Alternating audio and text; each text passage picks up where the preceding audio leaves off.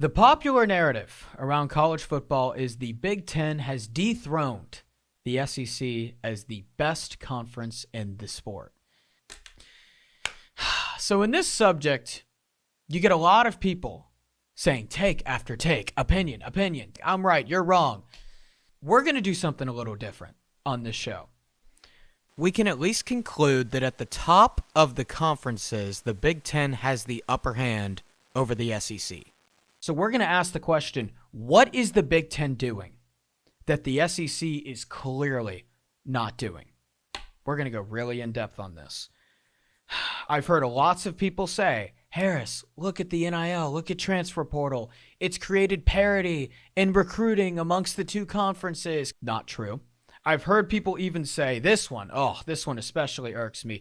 Well, Harris, because NIL is legal, the SEC can't be the only conference that can pay people. Now everyone can do it legally. That is especially not true. And I'm going to debunk those two myths right here with these two stats. Bear with me here. This year in recruiting, the Big Ten signed 494 4 and 5 stars, okay? You know how much the SEC signed? 710. That is a 216-man difference right there. This year, the SEC signed 76 5-stars. You know how much the Big Ten signed? 31. Doubled that. So let's go back to 2022, okay? This is when you could say the SEC was at maybe its peak in terms of how much they were just sheerly dominating people. That was when Georgia destroyed TCU in the national championship game. The Big Ten signed 290 4 and 5 stars. You know how much the SEC signed? 486. So wait, so you're telling me that the SEC is signing more 4 and 5 stars now than they were in 2022? Oh, and the difference between those two conferences is 196 in 2022. Now it's 216. So actually, there's less parity in recruiting amongst the conferences. That's a little bit different than what you'll see through a bunch of Twitter gremlins or a bunch of YouTube talking heads that think they know what they're talking about. So the gap in recruiting in the SEC and Big Ten is actually wider than it was in 2022. So there's less parity between the conferences. So now, on that note, we have to ask, why on earth is the Big Ten outperforming the SEC? With that recruiting deficit in mind, why are they outperforming the SEC? I think there's two possible hypothesi that I have. One, recruiting rankings are wrong. I don't buy that. I think there's a reason Alabama won 6 of the last 13 national championships under Saban. It's because I had the number 1 class 8 times. So I don't buy that. Number 2, coaching. I want everyone to really hyper focus on this one because that's what we're going to do. Let's go to the 247 talent composite, which is just kind of a cumulative ranking of how many 4 and 5 star guys each team has. Okay. The SEC had 15 teams in the top 30. The Big Ten had 7 teams. So bear with me here. We're going to go through all of these teams. Georgia, first in the talent composite, 118th in sacks per game. You're not going to win a national championship while giving QBs that clean of a pocket. Just look what happened against Ole Miss. Alabama, second in talent composite. They're 127th in yards per carry this year, 3.1. You're never going to win a national championship with that big of a flaw. Texas, fourth, 72nd in yards per carry.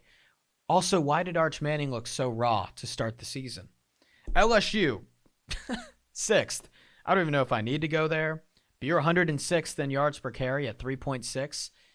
Garrett Nussmeier looked like he got out of a boxing ring with Floyd Mayweather after every play. That O-line gave him no favors. Florida, 12th. You're 118th in the FBS in points per game, 18.5. Just bear with me here. Auburn, 13th. How do you have a 5-star quarterback, a probable first-round pick at wide receiver, and an all-conference transfer at wide receiver, and you don't even get in the top 100 in the FBS in passing yards per game? Oklahoma, 14th, 109th in yards per carry. Tennessee, 16th. How does your defense go from giving up the 7th least points allowed in the FBS to 98th? 92nd, I beg your pardon, giving up 30 points per game. South Carolina, 18th. I think every single position group that South Carolina had this year regressed.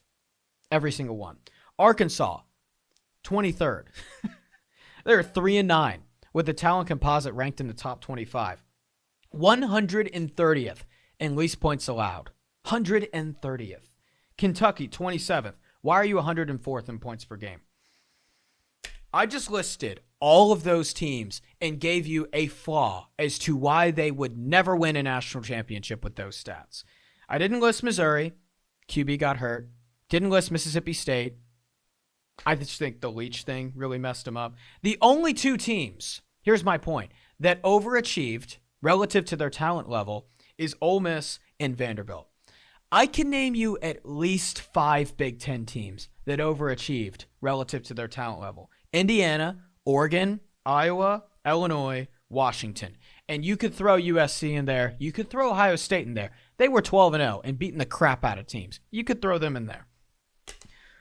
So back to what I was saying. All of those SEC teams had flaws, major flaws, that they have enough talent to overcome, but the coaching just, I guess, didn't necessarily put it together. Name me some flaws of Oregon. Name me a gaping flaw of Indiana, of Ohio State, of Miami, Texas Tech. You really couldn't name one. So here's what's going on here. The Big Ten for years, in the late 2000s and early 2010s, tried to play the SEC's game.